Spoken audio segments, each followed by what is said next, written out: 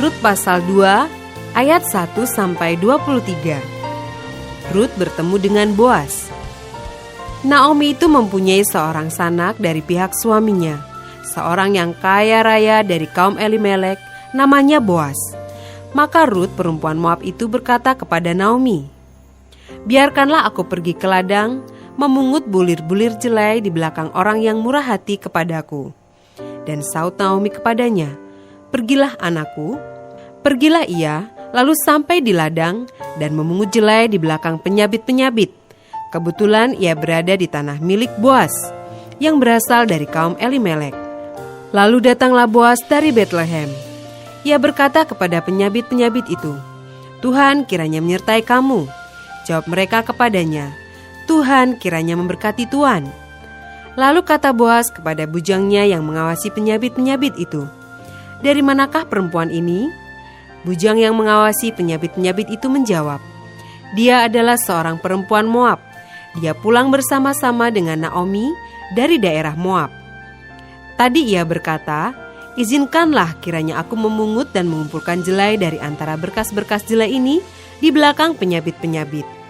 Begitulah ia datang dan terus sibuk dari pagi sampai sekarang, dan seketika pun ia tidak berhenti. Sesudah itu berkatalah Boas kepada Rut, "Dengarlah dahulu anakku, tidak usah engkau pergi memungut jelai ke ladang lain, dan tidak usah juga engkau pergi dari sini. Tetapi tetaplah dekat pengerja-pengerjaku perempuan. Lihat saja ke ladang yang sedang disabit orang itu. Ikutilah perempuan-perempuan itu dari belakang.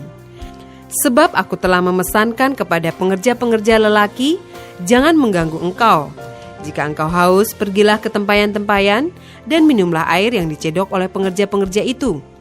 Lalu sujudlah Rut menyembah dengan mukanya sampai ke tanah dan berkata kepadanya, "Mengapakah aku mendapat belas kasihan daripadamu, sehingga Tuhan memperhatikan aku, padahal aku ini seorang asing?" Boas menjawab, "Telah dikabarkan orang kepadaku dengan lengkap segala sesuatu yang engkau lakukan kepada mertuamu sesudah suamimu mati, dan bagaimana engkau meninggalkan ibu bapakmu dan tanah kelahiranmu, serta pergi kepada suatu bangsa yang dahulu tidak engkau kenal.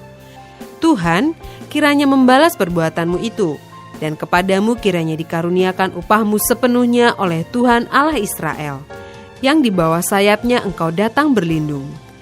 Kemudian berkatalah Rut, "Memang aku mendapat belas kasihan daripadamu ya Tuanku, sebab Tuhan telah menghiburkan aku dan telah menenangkan hati hambamu ini, walaupun aku tidak sama seperti salah seorang hamba-hambamu perempuan." Ketika sudah waktu makan, berkatalah Boas kepadanya, "Datanglah kemari, makanlah roti ini dan celupkanlah suapmu ke dalam cuka ini." Lalu duduklah ia di sisi penyabit-penyabit itu, dan Boas menunjukkan berti gandum kepadanya. Makanlah Rut sampai kenyang, bahkan ada sisanya.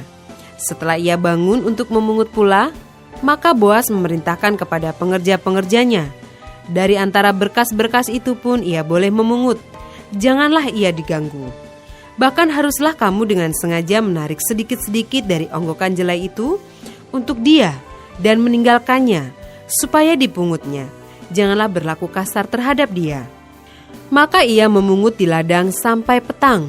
Lalu ia mengirik yang dipungutnya itu, dan ada kira-kira seeva jelai banyaknya. Diangkatnyalah itu, lalu masuklah ia ke kota.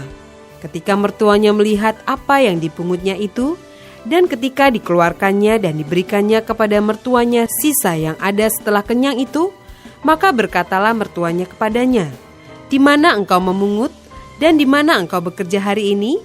Diberkatilah kiranya orang yang telah memperhatikan engkau itu." Lalu diceritakannya lah kepada mertuanya itu, pada siapa ia bekerja. Katanya, "Nama orang pada siapa aku bekerja hari ini, ialah Boas."